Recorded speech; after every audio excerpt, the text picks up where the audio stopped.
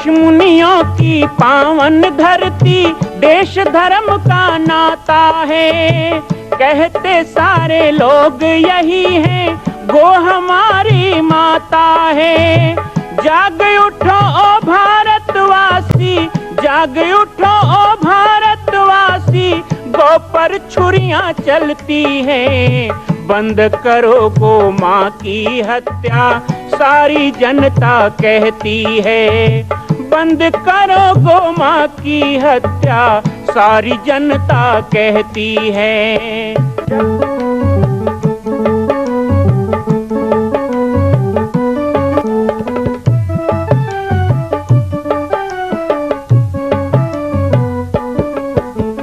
जगह जगह पर बूचड़ खाना, लाखों गौएं कटती हैं।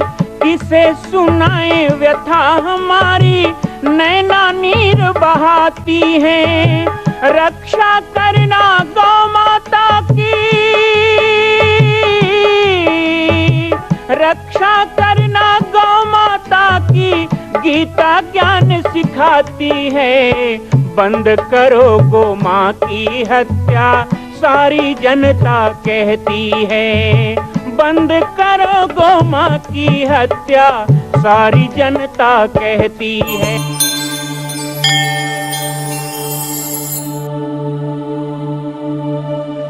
रामो राज्यमनी सदा विजयते, रामम रमेशम भजे।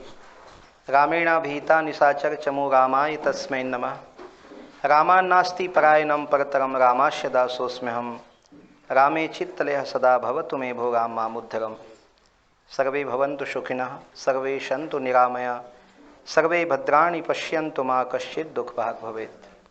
बोलिए भारत माता की, गौ माता की, सनातन हिंदू धर्म की। सर्वप्रथम तो आप सबका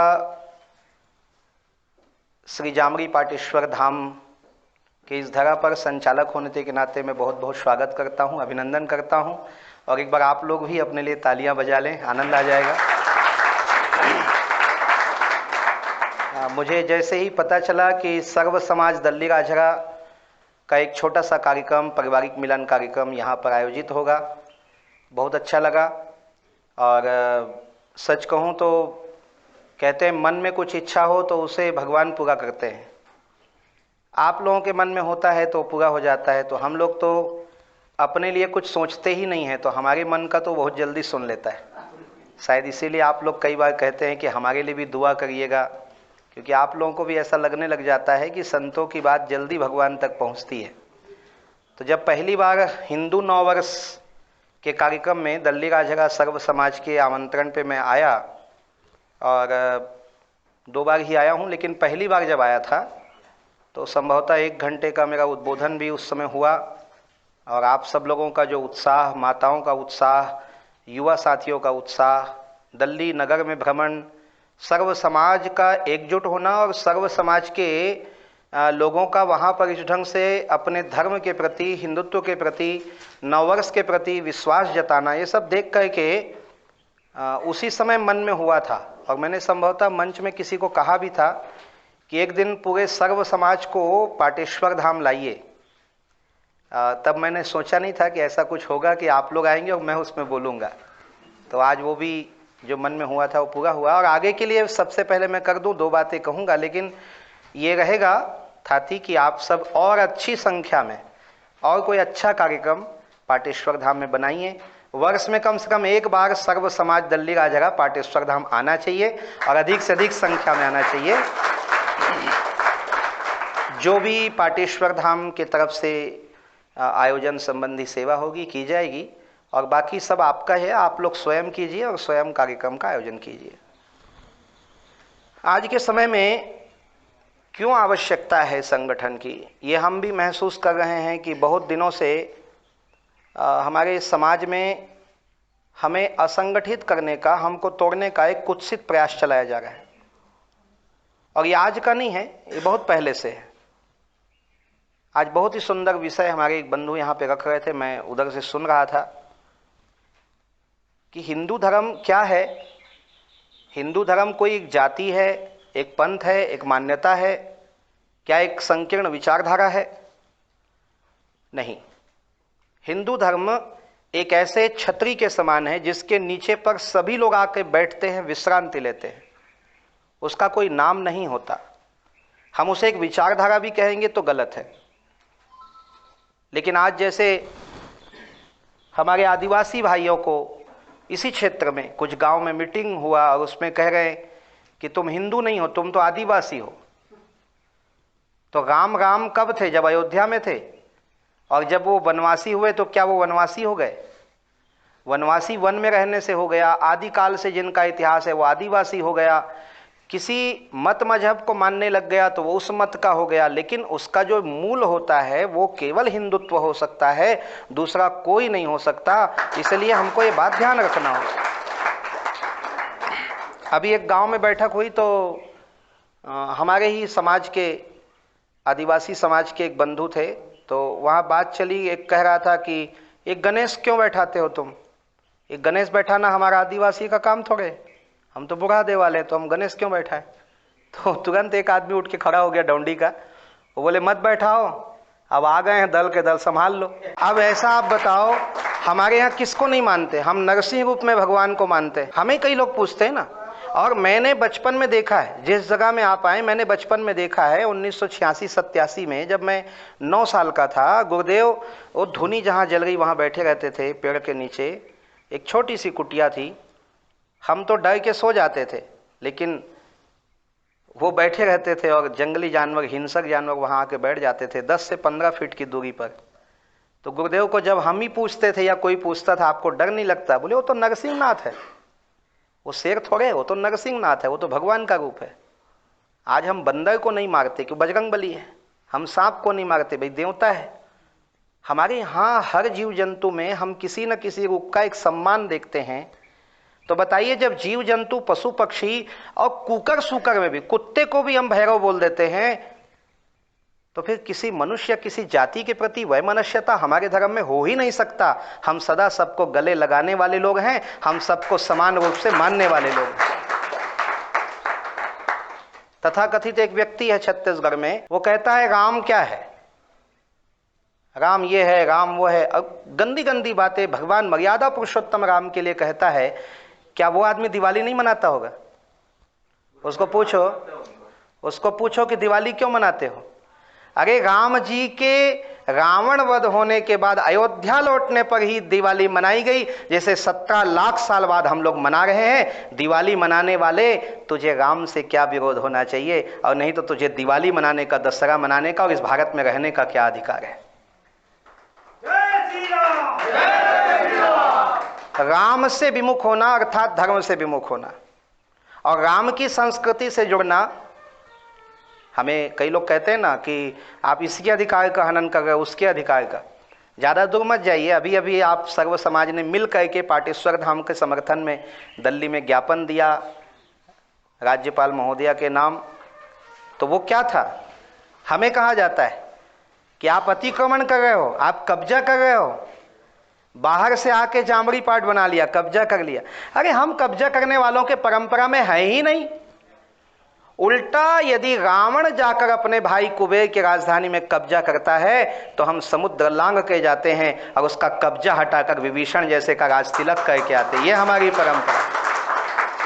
किसी के अधिकार को हनन किया जाए तो उसके अधिकार को वापस दिलाना हमारा काम है, ना कि उसके अधिकार में जाके बैठ जाना। ये अन्य लोगों का इतिहास होगा। इस देश में रहने वाले मुसलमानों के लिए भी हम बाहें फैला के बैठे। इस देश में रहने वाले ईसाइयों का भी हम स्वागत करते हैं। ज़्यादा दूर मत जाइए, छत्तीसगढ़ में ही ऐसे ऐसे पुराने चर्च हैं जैसे हिंदू राजाओं ने जमीन दे के बनवाया, हिंदू लोगों ने ही पोषित किया। कई मस्जिदों का इतिहास है जिसको हिंदू लोग बनाते हैं। चलिए अपवाद के तौर पे एक आध जगह मिल जाएगा कि कोई मुसलमान ने मंदिर में चंदा दिया, बना दिया। मैं मानता हूं कि आज का मुसलमान उतना कट्टर नहीं है, समझता है, सोचता है, बात मानता है, वो शिक्षित हो रहा है और होना भी चाहिए। लेकिन जो ऐसे लोग हैं उनको ये बात समझ में आना चाहिए कि मुस्लिम धर्म का मूल कहाँ है। ईसा मसीह काशी की गलियों में घूम घूम करके ज्ञानी बने, जैसे मोहम्मद पैगंबर कहते हैं, हजरत मोहम्मद कहते हैं, और बहुत से मौलवी हैं जो हमारी ग्रंथों की कटिंग निकाल के और प्रेस नोट बना बना करके आज इतने बड़े बड़े मौलवी बन गए। अपने शरीयत की बात नहीं कह के हम लोगों की बातों को कह के वो पहले महान बनते हैं, और जब उनकी संख्या और कट्टरता बनती है तब वो अपवाद पे ऐसी बातें करते हैं जो विवादित है। मैंने तो इस विषय में बहुत मुस्लिम लोगों से, ईसाइयों से बात की। सर्वधर्म सम्मेलन के नाम पे कई जगह भारत में भी और विदेशों में भी कई मंचों में, साउथ अफ्रीका में, नाइजीरिया में और अमेरिका में बहुत से मंचों में मैं उन लोगों के साथ रहा। उनके बहुत से ग्रंथों को मैंने पढ़ा, क्योंकि उनके बीच बोलना है तो पढ़ना भी पड़ता है। मन तो नहीं था, लेकिन उल्टा कौन पढ़े भाई, हम तो सीधा वाले हैं, पर उल्टा वाला भी पढ़ना पड़ा, क्योंकि क्या करें, जवाब देना था। तो मैंने ये पाया कि उनके शरीयत की बात तो कभी कर ही नहीं सकते, करेंगे तो लात जूता ही खाएंगे। थोड़ी बहुत इज्जत यदि बनती है, पूजा पाठ उनका होता है, इज्जत तो वो केवल हमारे धर्मशास्त्रों की बात चुरा के बोलते हैं तब होता है। यानी कितनी अच्छी बात है, इज्जत चाहिए तो हिंदू धर्म की बात करेंगे, हिंदू धर्म की ही प्रसंगों को बोलेंगे, और जब काम निकल जाए अपना तो फिर शरीयत की बात या अपने उस धर्म की बात करते हैं जहां लूट खसोट चोरी बेईमानी है। तो इसी बात का हमें गर्व रखना है सदा। हमें किसी से विरोध नहीं है, लेकिन हमारा धर्म जो कहता है, हमारी संस्कृति जो कहती है, हमारा सनातन जो कहता है, हमको सदा उसके प्रति निष्ठावान रहना है। सर्व समाज को हमें इसी ध्वज के नीचे रहना है, सर्व समाज को हमें ऐसे ही संतों के सानिध्य में रहना है, सर्व समाज को ऐसे ही हमें तपस्या स्थलों में जाना है, सर्व समाज को ऐसे ही संस्कारों से सदा विभूषित रहना है, और आगे भी अपने पीढ़ी को बना के रखना है। शायद ये करेंगे तो मैं समझता हूँ। और ये तो मैंने सबसे पहली बार ही जब दिल्ली में प्रवचन दिया तब पूछा था कि सर्व समाज बनाने का आपके मन में आया कैसे हो गए। मैंने कहा ये छत्तीसगढ़ में पहली बार मैंने देखा और सुना। मैं तो पूरे प्रदेश में घूमता हूँ और कई जगह दिल्ली राजगढ़ में गठन के बाद ये नाम चला कई जगह, सर्व समाज सर्व समाज। दूर मत जाइए, मैंने खुद अभी जब ये आंदोलन चल रहा था तो राज्यपाल को ज्ञापन देने जाएंगे तो लोगों ने कहा कौन जाएंगे, मैंने कहा सर्व समाज। मैं क्यों बोलूं पाटेश्वर भक्त मंडल जाएगा क्या, सर्व समाज, क्योंकि सर्व समाज बोल दिया तो फिर गिनने की जरूरत नहीं कौन है। और आप लोगों ने जो सर्व समाज बनाया है, आपको अपना आदर्श देखना हो तो पाटेश्वर धाम आइए। आपको अपना आदर्श देखना है तो लोगों को बताइए कि सर्व समाज क्या है। देखना है तो माँ कौशल्या की जो पावन जन्मभूमि मंदिर बन रहा है वहाँ जाओ, वहीं पर आपको कबीरदास, नानक, महावीर, गौतम बुद्ध, परशुराम, कर्मा माता और घासीदास बाबा बैठे मिलेंगे। सर्व समाज का जीता जागता प्रमाण ये बन रहा है, ये आप कह सकते हैं। आने वाले समय में पाटेश्वर धाम भी एक ऐसा निर्माण होगा जिसको आप सब लोग ही कर रहे हैं। मैं थोड़ा सा इस स्थान में आप आए हैं, कौन कौन आज पहली बार आए हैं, एक बार जरा हाथ उठा के बताएंगे। क्या बात है, मतलब आज का कार्यक्रम सफल रहा। और आप जो पहली बार आए हैं वो जल्दी जल्दी आइए और अपने मित्रों को, इष्ट मित्रों को, परिवार को लेके आइए। यहाँ आने पर किसी प्रकार का कोई रोक टोक नहीं है। मैं हूँ नहीं हूँ उसका कोई प्रभाव नहीं पड़ता। कई जगह होता है नहीं बाबा जी रहें तब जाएंगे, ऐसा बिल्कुल नहीं है, क्योंकि यहाँ गुरुदेव की तपस्या हर पेड़ पौधे में है। गुरुदेव की तपस्या आपको हर जगह मिलेगी। आप आए, बहुत ही सुंदर यहाँ सीता रसोई का प्रकल्प चलता है। 2-3 प्रकल्प यहाँ चल रहे हैं जिसकी जानकारी मैं संक्षिप्त में देना चाहूँगा। दे दूँ? एक तो सबसे पहला यहाँ पर ये 25 करोड़ की लागत से श्री पंचमुखी हनुमत धाम माँ कौशल्या जन्मभूमि मंदिर का निर्माण हो रहा है। यदा कदा आप लोग सुने भी होंगे, पेपरों में पढ़े भी होंगे और एक दूसरे से जानकारी मिली होगी कि यह निर्माण 2005 से यहाँ चल रहा है। ये राजस्थान के ठोस लाल पत्थर को लाके बनाया जा रहा है। जो लोग नहीं गए हों आज जरूर अंदर जाइएगा, घूमिएगा, देखिएगा। इस मंदिर के 3 मंजिल होंगे, 108 फीट ऊंचा, 65 फीट चौड़ाई और 132 फीट लंबाई है। एक ब्रोशर मिला है, सारी जानकारी तो लगभग आपको मिल जाएगी उसमें। और ये 108 मूर्तियों से सुशोभित होगी। अभी इसमें गायत्री माता की मूर्ति नहीं है, अभी झूलेलाल जी की मूर्ति नहीं है, और भी बहुत सारे हमारे संप्रदाय देवता, पंथ देवता, महापुरुष जिनकी, सबरी की मूर्ति भी लगेगी। छत्तीसगढ़ की बेटी है सबरी, तो उनकी मूर्ति भी यहाँ लगेगी। ऐसे बहुत सी मूर्तियाँ इसमें लगनी है। वर्तमान में ये 9 करोड़ रुपए इसमें खर्चा हुआ है और पहला तल बन के दूसरा मंजिल का निर्माण अभी प्रारंभ है। 45 मूर्तियाँ लगी हैं। द्वितीय मंजिल में पंचमुखी हनुमान जी और तीसरा तल जो बनेगा वो गोद में रामलला को लेके छत्तीसगढ़ की बेटी कौशल्या उसमें विराजमान होंगी। और संभवतः विश्व का ये पहला इतना विशाल कौशल्या धाम के रूप में मंदिर होगा। और ये सौभाग्य और गौरव हमारे जिला को मिलेगा, हमारे प्रदेश को मिलेगा। इस मंदिर के निर्माण को करने के लिए लोग पूछते हैं कि इसमें क्या किसने किया, तो ये सर्व समाज का निर्माण है। इसमें लोगों ने 5100, 11,000, 21,000, 51,000, 1,00,000 अपनी क्षमता अनुसार योगदान किया। और उस योगदान को किस्त रूप में, ताकि गरीब अमीर सब जुड़ सके, 5 साल में धीरे धीरे जमा करने की एक व्यवस्था है। हम संकल्प ले लेते हैं अपने अपने परिवार परिजन या परिजनों के पुण्य स्मृति में, फिर उनका राशि हम धीरे धीरे किस्त रूप में या एक बार में भी जमा कर सकते हैं। आपकी राशि जमा हो गई, पत्र पत्रिकाएं आपको मिलती रहेंगी, आप आजीवन सदस्य लाइफ टाइम मेंबर रहेंगे। आपने वहाँ पे 2 खंभे बनते हुए देखे होंगे, स्तंभ नुमा बन रहा है, ऐसे 8 स्तंभ बनना है और ये 2 साल के अंदर बन जाएगा। इसमें इसको हम नाम दिए हैं कीर्ति स्तंभ। इसमें ऊपर में ब्लैक मार्बल लगेगा और उसमें पीतल पट्टिकाओं में नाम कट के लगेगा जिन लोगों ने भी इसमें योगदान दिया है। प्रायः मंदिरों में देखते हैं कि टाइल्स वगैरह में नाम लिख दिया जाता है, पर हम मंदिर में किसी का नाम नहीं लिख रहे हैं। मंदिर के बाहर वो 8 कीर्ति स्तंभ होंगे जिसमें दान देने वाले का नाम पूरा लिखा रहेगा, वो भी जिला वाइज, ब्लॉक वाइज, ऐसा उसको अलग अलग खंड में हम बनाएंगे। तो ये कीर्ति स्तंभ में उनका नाम रहेगा। और नाम रहे ना रहे, कम से कम एक ऐसा स्थान तो बन रहा है हमारे योगदान से।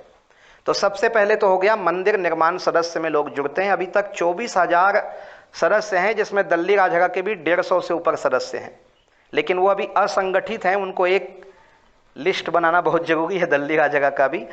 दूसरा है यहाँ पर गौशाला का निर्माण। अभी आप सबसे निवेदन है कि जाते समय सब लोग गौशाला जाएंगे, बहुत लोग देख चुके हैं पर सभी जाएंगे। श्री हनुमान नंदीशाला गौ अभ्यारण्य, वो भी अपने आप में एक अद्भुत है। 7 एकड़ का जमीन यहाँ के किसानों ने दिया। गौशालाएं तो बहुत जगह है, पर यह नंदीशाला के नाम से बन रहा है। आगे चल के ये 10,000 गौवंश के लिए बन रहा है। ये छत्तीसगढ़ का पहला गौ अभ्यारण्य है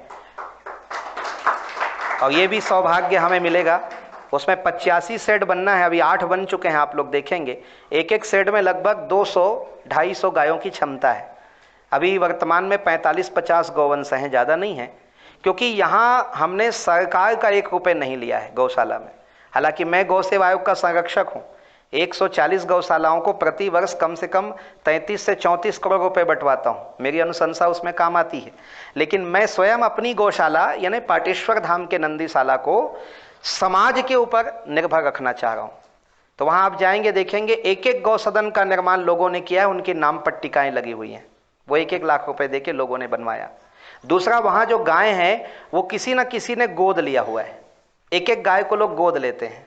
जो घर में गाय नहीं पाल सकते, यहाँ के एक गाय का खर्च उठाते हैं वर्ष भर का, उसे गौपालक कहा जाता है। और यहाँ बनने वाला घी उन्हीं को दिया जाता है। यहाँ जो भी दूध होता है मठा चला जाता है सीता रसोई भोजन में, और घी चला जाता है उन गौपालकों के परिवार में जो लोग यहाँ गाय की सेवा करके उनका खर्चा वहन कर रहे हैं। तो ये मेरा उद्देश्य था कि समाज ही इस गौशाला को चलाए। और फिर वो अपने जन्मदिन में आते हैं, कभी विवाह की वर्षगांठ में आते हैं, आके गौशाला में गायों को रोटी खिलाते हैं। वो कहते हैं ये मेरी गाय है, ये राधा मेरी है, ये जमुना मेरी है, ये अनामिका मेरी है, वसुंधरा मेरी, सब गायों के नाम हैं और वो सब किनके किनके हैं वो भी है। तो ये एक सुंदर सा गोपालक परिवार, भले घर में गाय ना हो लेकिन उसके दिमाग में गाय गौ माता है कि मेरी गाय वहाँ पल रही है, मैं वर्ष का इतना रुपए देता हूँ और मुझे उसका घी भी आता है घर में। तो ये एक छोटी सी परंपरा। और एक अभी 2 साल से सीता रसोई यहाँ चल रही है। सीता रसोई का भी बड़ा अच्छा नाम चल रहा है। और कोरोना काल में एक बार फिर धन्यवाद दूंगा सर्व समाज का। कोरोना काल में दल्ली राजहरा के द्वारा हमें बहुत सारा राशन, सब्जी और बहुत सारा सामान यहाँ सीता रसोई में मिला, जिस समय बहुत मुश्किल चल रही थी। बहुत बहुत धन्यवाद दूंगा आपके पूरे समाज दल्ली राजहरा को। ये सीता रसोई एक ऐसा प्रकल्प है जो पाटेश्वर धाम में आने वालों को निःशुल्क भोजन प्रदान करता है। प्रतिदिन 150-200 लोग भोजन करते हैं और रविवार में 500 तक। अभी आएगा दिसंबर जनवरी तो और बहुत भीड़ बढ़ जाती है। सीता रसोई में निःशुल्क भोजन तो है, लेकिन इसमें अपने अपने जन्मदिन पर, विवाह की वर्षगांठ पर या अपने परिवारजनों के पुण्यतिथि पर लोग जुड़ते हैं। एक दिन का 700 रुपये देकर उस दिन उनके तरफ से सेवा हो रही है, ऐसा माना जाता है। गौ माता को सुबह 10 बजे यहाँ भोजन कराया जाता है, कढ़ी चावल का। गाय यहाँ आती हैं रोज, पहले उनको भोजन कराते हैं। अब बताइए 35-40 गायों को भोजन कराना, उसके बाद आम पब्लिक के लिए। और ये पूरी सेवा 700 रुपये में होती है। ये अलग बात है कि जैसे आज 22 दिसंबर को 5 लोगों का जन्मदिन है, 5 लोगों की सेवा लग गई, लेकिन कोई दिन एक ही रहते हैं, कोई दिन एक भी नहीं रहते हैं, पर ये 12 महीना रसोई चलती है। तो इसमें हम अपने अपने बच्चों, अपने परिवार परिजन, स्वर्गीय स्मृति या विवाह की वर्षगांठ, कई परिवार ऐसे हैं, जैसे हमारे सौरभ जी का भी परिवार है दिल्ली राजगढ़ से, जिनके घर के प्रत्येक मेंबर का जन्मदिन यहाँ मनाया जाता है, उनकी सेवा यहाँ पे लगती है। ऐसे ही हमारे किशोर जैन जी हैं, किशोर कराड़े जी हैं, हमारे लखानी जी हैं, दिल्ली राजगढ़ से बहुत लोग हैं जिन्होंने सीता रसोई में एक एक दिन की सेवा उठाई हुई है। 365 दिन में एक दिन हमारा नंबर आएगा जिस दिन हम कहेंगे, और व्हाट्सएप और फ़ोन पे उनको फिर जन्मदिन की बधाई भी भेजी जाती है यहाँ से, और वो लोग कोशिश करके आते भी हैं। कल दिल्ली राजगढ़ से ही हमारे राकेश द्विवेदी जी का परिवार अपने बच्ची के जन्मदिन के अवसर में आ रहा है, और वो लोग यहाँ पे खुद भोजन परोसेंगे, बच्ची को भी लाएंगे, परिवार को भी लाएंगे, और सीता रसोई में खाएंगे भी, सबको परोस के खिलाएंगे भी। तो एक छोटा सा परिवार यहाँ सीता रसोई परिवार भी है। अन्य अन्य सभी हिंदू पर्व मनाए जाते हैं, धार्मिक उत्सव होता है। आप सब लोग सभी पर्व में आमंत्रित हैं और सभी कार्य में जुड़ने के लिए भी आमंत्रित हैं। आगामी एक कार्यक्रम की सूचना देके अपनी बात को विश्राम दूंगा।